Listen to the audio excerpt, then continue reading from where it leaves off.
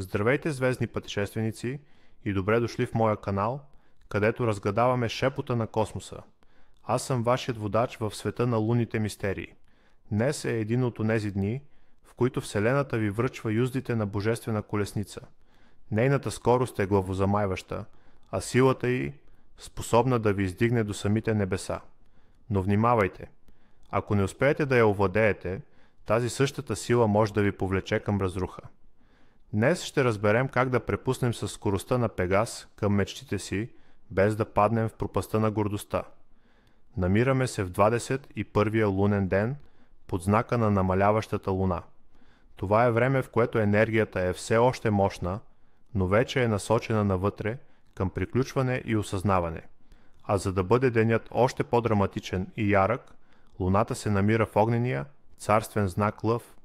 Тази комбинация създава експлозивна смес от неудържим стремеж напред и желание за признание. Лъвът ни кара да бъдем щедри, смели и да търсим светлината на прожекторите, докато 21-ият лунен ден ни дава силата да се движим в избраната посока. Главните символи на деня са могъщи и красноречиви – кон, табун, коне и колесница. Всеки от тях говори за движение, за колективна сила и за триумфалния поход напред. Нека се потопим по-дълбоко в мистичната същност на този ден. Символите му носят изключително активна, творческа и съзидателна енергия. Конят е древен символ на свободата, инстинкта, необузданата природна мощ и вярното приятелство. Табунът коне умножава тази сила и ни напомня, че заедно сме непобедими. Когато сме част от екип, от табун от самишленици, енергията ни се увеличава експоненциално. А колесницата, тя е символ на управляваната воля, на триумфа, постигнат чрез контрол и ясна цел. Тя ни учи, че суровата сила е нищо без посока. Този ден е под покровителството на планетата Юпитер, великият благодетел, който носи разширение, късмет и висше знание. Стихията на деня е дърво, което символизира растеж, гъвкавост и устременост нагоре. Камъните, които резонират с днешната енергия, са циркон, носещ мъдрост, авантюрин, за привличане на късмет, и пирит, който ни дава увереност. Цветовете на деня са всички нюанси на виолетовото и люляковото, цветовете на трансформацията и висшата духовност, както и чистото бяло, символ на благородните намерения. Общото духовно послание на деня е: спрете да се борите сами. Вселената ви призовава да намерите своето племе, своя табун. Днес успехът не е за единаци, а за рицари, обединени от обща благородна цел. Потърсете подкрепа и бъдете подкрепа за другите. Символът на деня, конят, особено крилатият кон, е свързан с множество легенди. Една от най-красивите е митът за Пегас. Нека ви я разкажа. В древни времена, когато герои и чудовища бродели по земята, живял смелият герой Персей. След като победил горгуната Медуза, от чийто поглед всичко живо се вкаменявало, от кръвта й, паднала в океана, се родило създание с невиждана красота и сила, снежнобял кон с огромни, могъщи криле. Нарекли го Пегас. Той бил не просто животно, а син на боговете, символ на вдъхновението и поетичния порив. Пегас бил неуловим и свободен, докато друг герой, Белерофонт, не получил задача да убие огнедишащото чудовище Химера. Белерофонт знаел, че сам няма да се справи. Мъдрата богиня Атина му дала златна юзда и го посъветвала да потърси Пегас. Героят открил крилатия кон да пие вода от свещен извор и с божествената юзда успял да го укроти. Двамата се издигнали в небето. Отгоре Белерофонт видял чудовището и с помощта на бързината и маневреността на Пегас успял да го победи. Победата им била славна. Но славата замъглила ума на Белерофонт. Обзет от гордост, той решил, че е равен на боговете и яхнал Пегас, за да полети към планината Олимп. Това разгневило Зевс. Той изпратил малка муха, която ужилила Пегас. Конят се подплашил, хвърлил ездача си на земята, а самия той продължил полета си към Олимп, където заживял в служба на боговете. Белерофонт, усъкатен и сам, прекарал остатъка от дните си в скръб, проклинайки своята гордост. Тази легенда е идеалната илюстрация на енергията на 21-я лунен ден. Тя ни показва, че с правилната помощ, Пегас и ясна, благородна цел, победата над Химера, можем да постигнем невъзможното. Но също така ни предупреждава, че ако позволим на егото и гордостта да ни водят, ще загубим всичко. Днес имаме достъп до силата на Пегас, но трябва да я използваме мъдро. А сега нека поговорим за знаците, които съдбата може да ни изпрати днес. Бъдете наблюдателни. Първо, ако видите кон или негово изображение дори случайно, това е знак за подкрепа от висшите сили. Вашите начинания са благословени.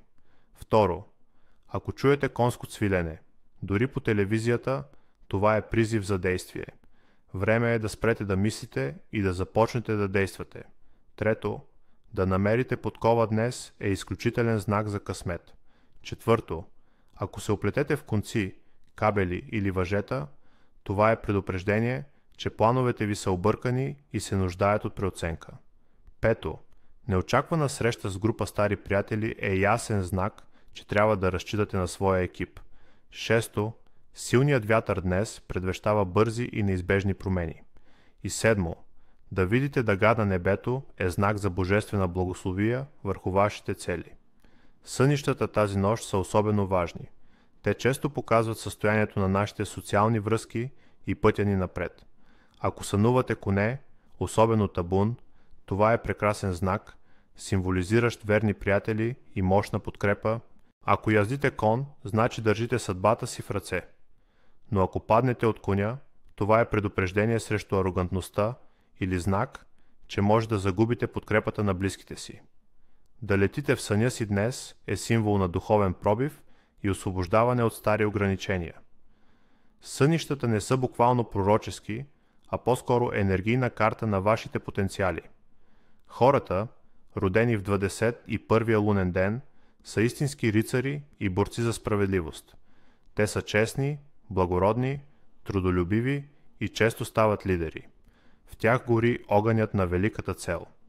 Те не могат да живеят без кауза, на която да служат. Техният най-голям талант е да вдъхновяват и обединяват хората.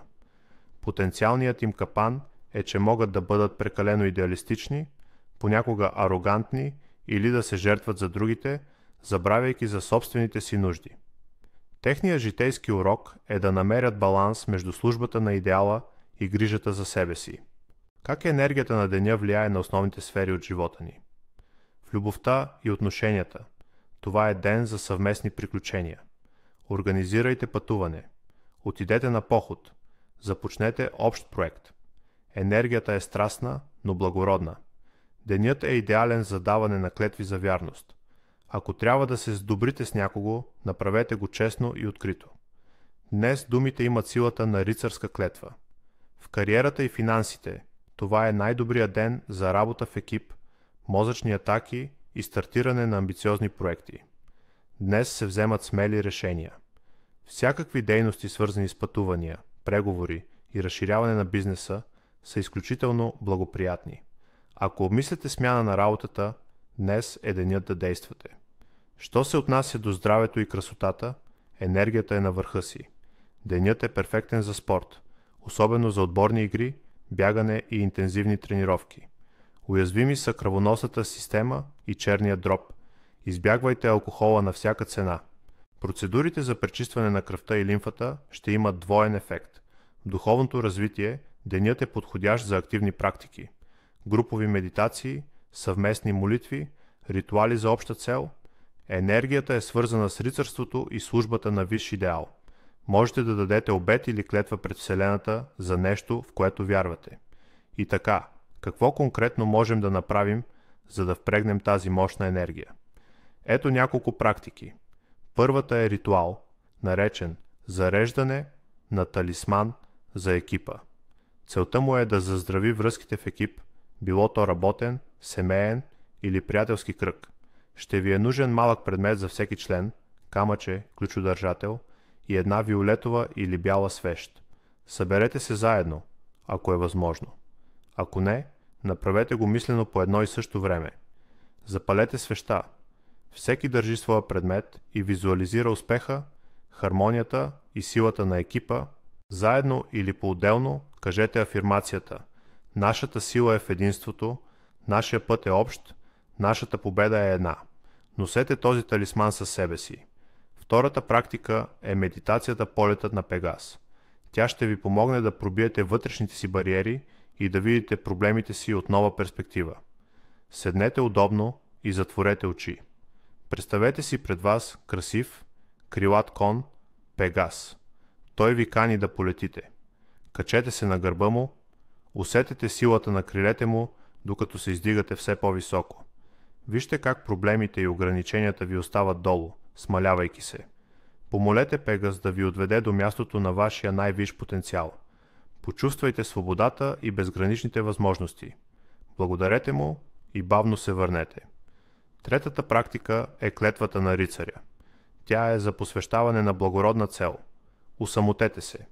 Напишете на лист хартия обещание към себе си или към Вселената. То трябва да е свързано с честна и добра цел, например: кълна се винаги да действам почтено или посвещавам енергията си на завършването на този проект за доброто на всички. Прочетете го на глас с твърдост и убеденост. Това създава мощен енергиен договор. По отношение на храненето, днес тялото се нуждае от лека, но енергизираща храна. Заложете на зърнени култури, зеленчуци, особено кореноплодни като моркови и цвекло, които ни свързват с земната сила. Пийте билкови чайове. Храни с червен цвят като нар и червено грозде са полезни за кръвта. Избягвайте тежка, мазна храна, месо, ако е възможно, и най-вече алкохол. Днес той може да провокира неконтролируема агресия и да замъгли преценката ви. И накрая, най-важната част: какво категорично не трябва да правим днес. Запомнете тези 10 забрани, защото нарушаването им може да превърне триумфалния галоп в болезнено падане. В социален план: първо, не оставайте сами. Това е ден на колективната енергия. Самотата ще ви отслаби. Второ, не лъжете и не нарушавайте обещания. Енергията на справедливостта е силна и всяка лъжа ще бъде разкрита бързо. Трето, не предавайте приятели и съюзници. Последствията ще бъдат тежки и дълготрайни. Четвърто, избягвайте спорове и конфликти. Активната енергия на деня може да превърне всяка искра в пожар. В финансов и кариерен план. Пето, не се замесвайте в сенчести сделки и финансови машинации. Шесто, не бъдете пасивни и мързеливи. Това е ден за действие. Пропуснатите днес възможности няма да се върнат. И в личен емоционален план. Седмо, не се съмнявайте в собствените си сили. Денят изисква смелост, а не страх. Осмо, не действайте егоистично. Най-големият успех днес идва чрез екипа. Девето, не започвайте задачи, които не можете да приключите днес. Енергията изисква завършеност. И десето, избягвайте да носите тъмни, мрачни дрехи. Те ще потиснат жизнената, вибрираща енергия на деня. Нека енергията на крилатия кон ви понесе към вашите мечти. Бъдете смели, бъдете благородни и помнете, че най-голямата ви сила е в съюзниците до вас. До следващата ни среща по светлината на Луната.